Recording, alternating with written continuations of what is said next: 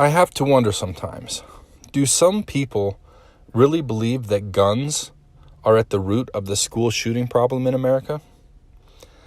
Because every murder, every crime, and every act of violence performed by a human being, whether it is committed with a gun, a knife, a bomb, a truck, a baseball bat, or even a good old-fashioned stick or rock for that matter, has and will be committed under the direct acting consciousness and full mental control of an individual human mind. And such acts of violence should be blamed upon and attributed to nothing else but that specific human being who committed them. So if we want to make any real difference in the world when it comes to reducing violent crimes of any sort, including school shootings, why are we focusing on anything else but the mental and emotional health and needs of the real problem, which is the individual people prone to committing such terrible acts of violence, not guns? But laws against guns and murder are great, but in reality, laws only have the power and ability to maintain peace and civility as long as the fear of the consequence of breaking those laws remains the strongest motivating factor of control in the determination of individual human behaviors.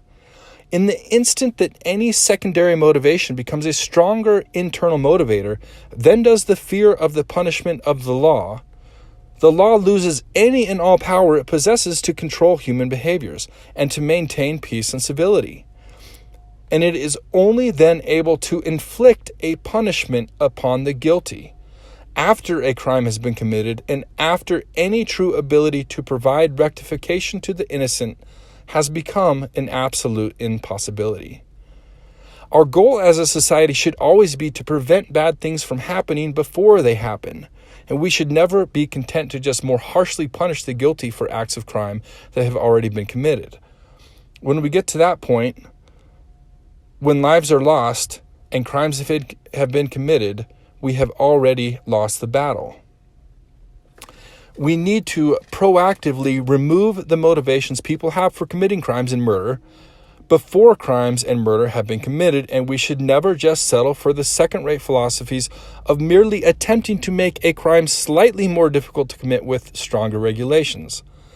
Believe it or not, an individual who is determined to commit a crime can usually find a way to make it happen. And if we work to remove one tool or prop of destruction, it will most likely just be replaced with another. If we are being smart and practical about it, we need to start focusing more on removing the life circumstance and real motivations that inspire individuals to commit crimes and murder in the first place. And we should stop wasting our time and energy blaming guns, which are the mere props of our problems. Guns aren't the problem. Suicidal individuals who don't care in the least about their own lives or the lives of others are our true problem. You see, desiring death for self and others is not natural. Most human beings, believe it or not, are actually very naturally inclined and genetically programmed to live civilly and peacefully with respect for one another. And for the most part, all of us do just that on a daily basis. But there are a few unique elements to our humanity which have the ability to remove our natural tendencies towards civility and allow us to dehumanize and mentally justify the harming of others. First, we are tribal beings, which can be good, but it can also allow us to mentally and physically sacrifice the well-being of other tribes members to ensure that our own tribal, social, political, religious, and/or physical success. Somehow, we have developed the ability to dehumanize our supposed tribal, religious, or political enemies, and to ethically justify their harm and demise because they simply belong to a conflicting social group. Second, we all strongly desire the social acceptance amongst our closest peers. At times, we desire this acceptance so strongly that many of us will harm others to achieve it. And third, the biggest problem, a lot of us have a point of complete self-destruction. When or if an individual's life becomes so emotionally or socially painful, unpleasant, or meaningless that the general anxiety and disdain of living it outweighs the very desire to live, nothing can rationally and effectively keep that person from actively harming themselves and sometimes those whom they feel responsible for the creation of their pain and dismal state of life, if they choose to do so. A person in this state of mind is in a state of complete emotional crisis, and the law has absolutely no power to effectively control their actions. These people simply don't care about life. And in fact, in many cases, in this state of mind, they actually desire the very punishment the law would inflict upon them for their crimes, including death and or lifelong imprisonment. Many people living in this painful state of mind in life are actually still very good people who desire to hurt or kill nobody but themselves to relieve their pain.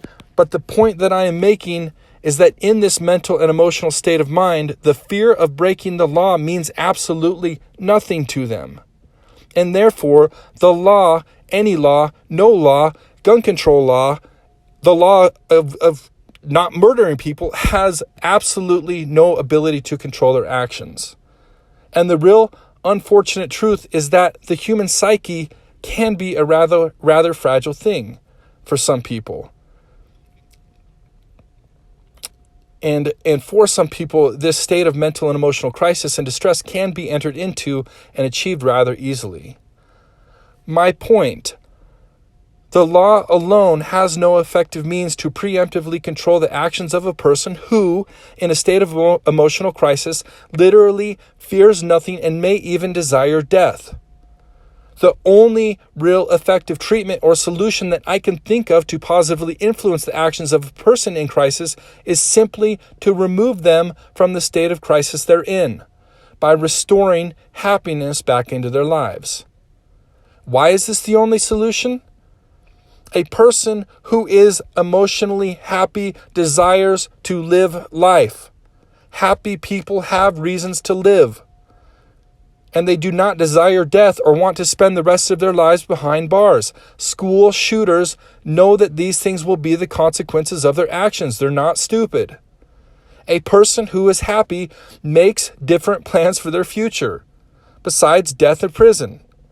They work for things and they see the possibilities of joy and happiness in their future. And they are by no means willing to risk losing it all their hopes and dreams, by committing some meaningless act of violence that will most certainly destroy them. The simple fact is that happy people typically don't commit malicious crimes that hurt other people. Unless, yes, sometimes they get greedy in their pursuit of happiness, and their pursuit of happiness becomes unethical. Miserable people, full of anger and resentment and fear, hurt others. And the sad thing is that many of these people in this state of misery, who intentionally do harm others, often do not even realize just how miserable and resentful they really are, as ours is becoming a common culture of emotional incivility and resentment. So now the million-dollar question. What exactly is required in a human life for the achievement of a baseline degree of human happiness? Or how can we restore human happiness into the life of an individual in crisis? I believe that human happiness is something that must be achieved collectively and culturally through conscious individual actions and efforts.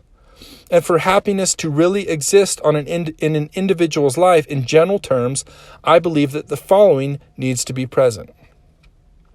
1.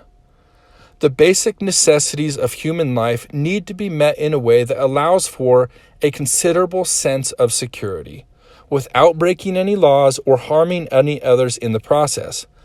Anxiety over being able to obtain the basic necessities of life is one of happiness's greatest destroyers.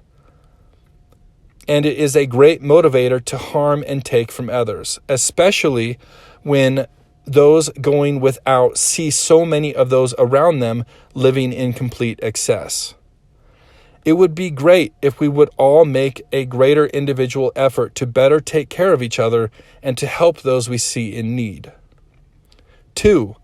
All people need to have at least one, but hopefully many, deep thoughtful, and meaningful individual personal relationships in which the individual feels truly loved, accepted, valued, and respected. I believe this element of life is as critical to human happiness as is food. Sincere and meaningful human connections are the very seeds of human happiness. And with the advent of technology, the younger generation especially seems to be struggling with the creation of these deep, sincere, and meaningful human connections that truly produce human happiness. 3. A general sense of personal acceptance in cultural and social settings, such as family, work, and school. Social acceptance is critical to human happiness. 4. A general sense of cultural self-worth, value, respect, and equality. We need to feel culturally valued to be truly happy. Being culturally devalued creates an underlying sense of social resentments. And 5, a purpose. We need to have meaning and vision, and a sense of something we're working for, something we're trying to accomplish in our life. I believe that we need to have a purpose in life to truly achieve happiness. Now, I admit, these are overwhelming generalities. Some people can be amazingly happy with very little, and some people can be amazingly unhappy with everything. I recognize that, and there will always be anomalies and abnormalities on both ends of the spectrum, and greed, lust, and selfishness can corrupt even those who have it all. But generally speaking, I believe that people who have these 5 elements present in their lives will be generally happy people who for the most part are law-abiding. Happy people definitely do not and will not need more gun control laws to keep them from shooting and killing their neighbors. In fact, I believe more guns add, not detract, from a society's general sense of security and happiness. The interesting thing about the list is that for most people, the entire list is fully codependent upon other people caring. Am I implying that our individual human happiness is actually very much dependent and in large part determined by the actions of other people? Absolutely it is. Happiness is cultural. And why are we all not focusing more on obtaining the cultural elements that cultivate it? For example, a child who gets bullied every day at school due to their appearance or something else will always struggle to find a true sense of general happiness and contentment in their life, to no fault of their own.